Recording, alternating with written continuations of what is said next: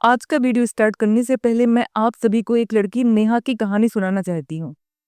हर सुबह नेहा अपने तकिए पर गिरे बालों को देखती थी और उसका दिल टूट जाता था।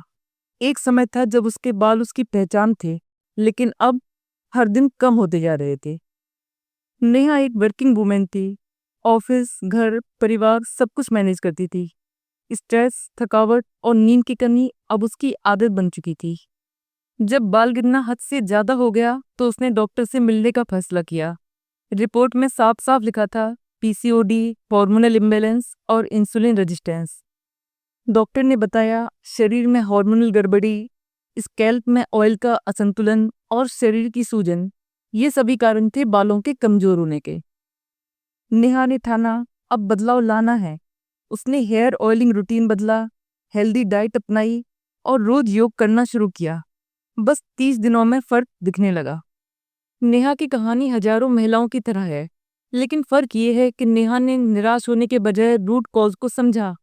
मतलब बाल झड़ने के पीछे असली कारण क्या है उनको समझा और उनके अनुसार एक्शन लिया। नेहा अब सिर्फ बालों को नहीं, खुद को संवार रही है। जब आप अपने शरीर की सुनना शुरू करते हैं, हीलिंग अपने आप शुरू हो जाती है।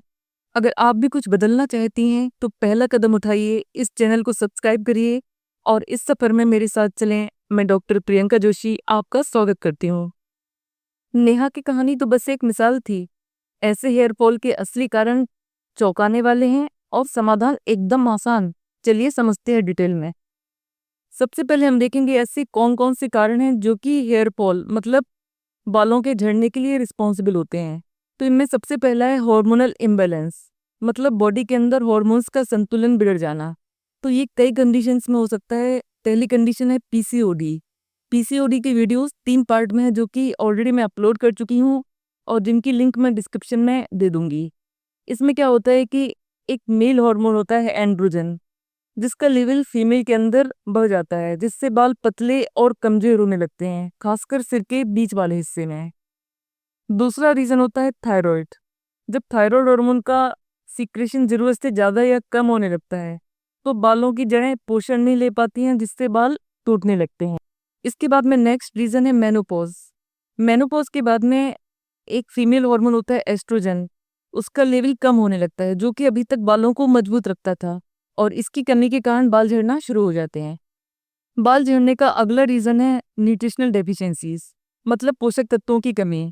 जैसे सबसे पहले आयरन डेफिशिएंसी। आयरन का काम बालों की जड़ों तक ऑक्सीजन पहुंचाना है, इसलिए आयरन की कमी से क्या होगा, बालों की जड़ों तक ऑक्सीजन और पोषक तत्व नहीं पहुंच पाएंगे, जिससे बाल कमजोर होकर झड़ने लगेंगे।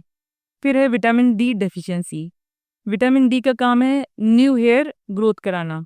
तो विटामिन डी की कमी से नए बाल नहीं बनेंगे और बाल पतले लगने लगेंगे। फिर है vitamin B 12 deficiency. Vitamin B 12 का काम है आरबीसी, मतलब रेड ब्लड सेल्स बनाने में हेल्प करना। इसलिए विटामिन बी 12 की कमी से बालों की जड़ों तक पर्याप्त मात्रा में ब्लड सप्लाई नहीं होगी, जिसके कारण बाल पतले होकर झड़ने लगेंगे। इसके बाद में है जिंक डेफिशिएंसी। जिंक का काम होता है बालों की जड़ों के आसपास जो ऑयल ग्लैंड्स होती हैं उनको वर्किंग कंडीशन में रखना, जिससे कि उनसे पर्याप्त मात्रा में ऑयल सीक्रेट होता रहे, जिससे बाल ड्राई नहीं हो पाए और उनको नेचुरल ऑयल मिलता रहे। नेक्स्ट रीजन है स्ट्रेस एंड लाइफस्टाइल। स्ट्रेस और नींद पूरी नहीं होने के कारण हमारी बॉडी में एक हार्मोन होता है कोर्टिसोल, उसका सीक्रेशन बढ़ जाता है, जो कि बालों की ग्रोथ रोकता है। इसके अलावा स्ट्रेस और नींद की कमी के कारण बालों की जड़ों तक ब्लड और न्यूट्रिएंट्स सही तरीके से नहीं पहुंच पाते हैं, जिससे भी हेयर कमजोर हो जाते हैं और झड़ने लगते हैं। इसके बाद में हीट एंड केमिकल्स। तो अगर हम रेगुलर स्ट्रेटनिंग, कलरिंग और केमिकल ट्रीटमेंट यूज़ करते हैं तो धीरे धीरे हमारे बाल बर्बाद हो जाते हैं। जैसे हेयर ड्रायर यूज़ किया जाता है तो उसमें हीट यूज़ होती है, तो हीट के कारण बाल ड्राई होने लगते हैं और जो उनमें नेचुरल नमी होती है वो ख़त्म होने लगती है। इसी तरह केमिकल ट्रीटमेंट किया जाता है, जैसे बालों की कलरिंग के लिए या बालों को स्ट्रेट करने के लिए, तो उसमें जो बालों का नेचुरल स्ट्रक्चर होता है वो बदल जाता है, जिसके कारण बाल कमज़ोर होकर टूटने लगते हैं। बालों के झड़ने के ये सारे कारण सुनने के बाद में आपको घबराने की कोई ज़रूरत नहीं है। आपके लिए गुड न्यूज़ ये है कि हेयर फॉल को नेचुरल सॉल्यूशन मतलब प्राकृतिक सॉल्यूशन के थ्रू भी कंट्रोल किया जा सकता है। चलिए अब हम वो देखेंगे। सबसे पहला प्राकृतिक सॉल्यूशन है मसाज विद ऑयल। अगर हम हफ्ते में 2 से 3 बार ऑयल से अपने सिर की मालिश करें तो ब्लड सर्कुलेशन बढ़ेगा और जिसके कारण बालों को नई जान मिलेगी।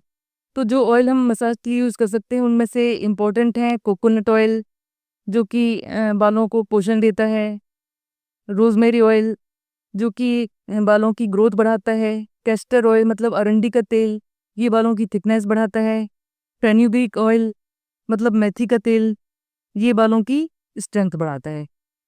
इसके बाद में है healthy diet and herbal tea. हमारे बाल अंदर से भी पोषण चाहते हैं, इसलिए हमें ऐसी डाइट लेना चाहिए जो कि हमारे बालों की ग्रोथ में हेल्प करे। तो ऐसी डाइट में क्या क्या चीज़ें आ जाती हैं? एक तो हरी पत्तेदार सब्जियां जिनमें आयरन, विटामिन ए और विटामिन सी अच्छी मात्रा में होता है। आयरन का यूज़ हम पहले ही देख चुके हैं। विटामिन ए और विटामिन सी बालों की जड़ों के आसपास जो ऑयल ग्लैंड्स होती हैं उनको एक्टिवेट करते हैं, जिससे सफिशिएंट मात्रा में ऑयल सीक्रेट होता है और बाल ड्राई नहीं हो पाते हैं। फिर है नट्स मतलब ड्राई फ्रूट्स। इनमें विटामिन ई अच्छी मात्रा में होता है जो कि हमारे बालों को स्ट्रेंथ प्रोवाइड करता है और बालों को झड़ने से रोकता है। फिर है लेंटिल्स मतलब दालें। इनमें प्रोटीन, जिंक, आयरन अच्छी मात्रा में होता है। जिंक और आयरन का यूज़ हम ऑलरेडी देख चुके हैं।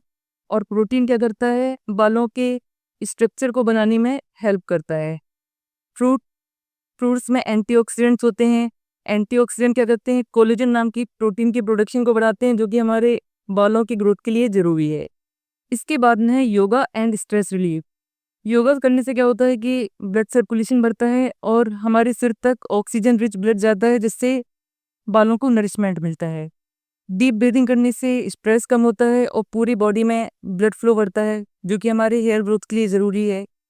अच्छी स्लीप लेने से कॉर्टिसोल हार्मोन का लेवल डिक्रीज होता है और हम जानते हैं कि कॉर्टिसोल हार्मोन हेयर ग्रोथ रोकते हैं। साथ ही अच्छी स्लीप हमारी पूरी बॉडी को रिपेयर करने में हेल्प करती है। लास्ट में एक सवाल हमारे दिमाग में आता है कि बाल झड़ रहे हैं तो हमें डॉक्टर से मिलना चाहिए या नहीं? तो इसका जवाब है कि अगर बाल अचानक से गिरने लगें या हमें पैच नज़र आने लगें तो उस कंडीशन में डॉक्टर से मिलना ज़रूरी है। और डॉक्टर से मिलने के बाद में डॉक्टर टेस्ट के थ्रू ये पता लगाएगा कि हमारे बाल झड़ने के पीछे जो सामान्य कारण है वो रिस्पॉन्सिबल है या कोई मेडिकल कंडीशन है जैसे कि थायराइड या हार्मोनल इम्बैलेंस। तो वीडियो के एंड में मैं आपसे बस इतना ही कहना चाहूँगी कि आज से ही शुरू कीजिए अपने हेयर केयर का सफ़र, क्योंकि बाल सिर्फ सुंदरता की नहीं, आत्मविश्वास की भी पहचान है। लास्ट में मैं आप सभी से एक सवाल करना चाहती हूँ कि आप अपनी हेयर केयर कैसे करते हैं? कमेंट करके मुझे ज़रूर बताइए। साथ ही हेयर केयर से रिलेटेड अगर आप कुछ भी बात पूछना चाहते हैं या कोई सजेशन चाहते हैं तो बेझिझक होकर मुझसे पूछ सकते हैं।